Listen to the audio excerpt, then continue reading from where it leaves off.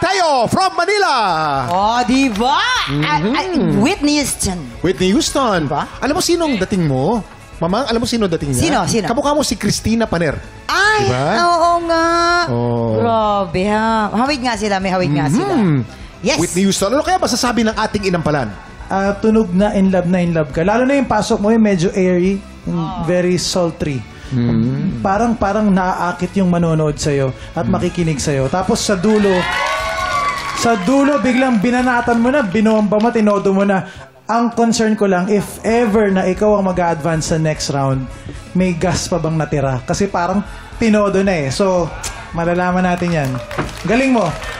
Salamat po. Ay, alam mo, narinig kong chika na pinagsabay mo daw yung pag-aaral tsaka pagsasali ng contest. Alam mo, dati mamang, ganun ako. Before, di ba, mahirap kami. So, habang nag-aaral ako, para may pangbayad ako sa tuition ko, sumasali ako sa sing contest. Oo, kahit talo ako, kahit manalo ako, basta may baon ako kinabukasan. Kaya MC, believe ako sa'yo na pinagsabay mo. Pero wag mong naman yung pag-aaral mo, ha? Wag mong bitawan. Basta sinunod mo lang din yung passion mo tsaka pag-aaral. Carry naman. Kasi ako nakapagtapos din ako, na-carry ko naman. Opo. Maganda ang boses mo, malaki, kagaya nung kay Whitney Houston. Isa lang napon ako. Opo. Huwag masyadong ilapit ang mic sa simula. Ganon. Kasi ang boses mo, malakas na eh. Yung quality tuloy ng boses mo, hindi na-appreciate dahil masyadong malapit. Nung bumibira ka, nilalayo mo. Ilayo mo pa ng konti. Yes po.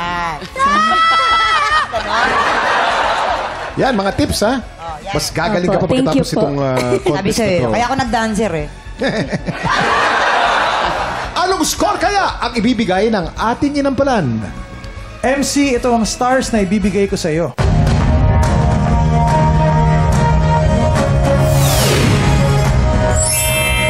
stars! Ang binigay ni Daryl. MC, ang stars na ibibigay ko sa'yo today ay...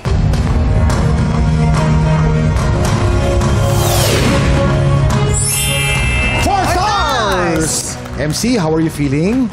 Ayun, masaya po and thankful po kay God. Ayan. Bibitinin muna natin ang score ni Renz. Sa ngayon, kilalanin na natin ang ating pangalawang kalahok, si Catherine Sagit. Matagal ng singer. Pero may isa kang condition kung saan medyo namomroblema ka at nakakasagabal ito sa pagkanta mo. So, ito yung sa pangak. Parang nahihirapan akong kumanta, especially when it comes to opening ng mouth ko. Kapag kumakanta ako, nag-struggle ako.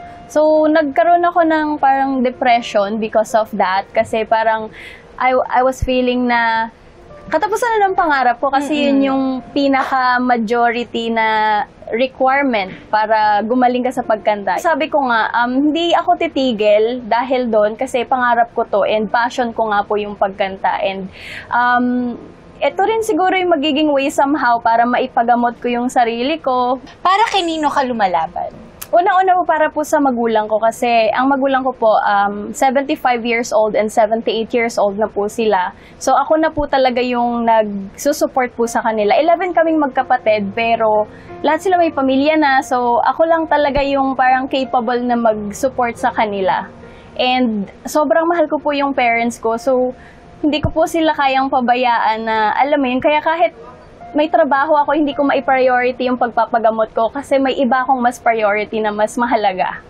Pero I'm sure sa labang ito, ibibigay mo talaga ang iyong puso and magiging proud talaga yung mga magulang mo. Kaya good luck sa'yo, Cathy. Thank you po.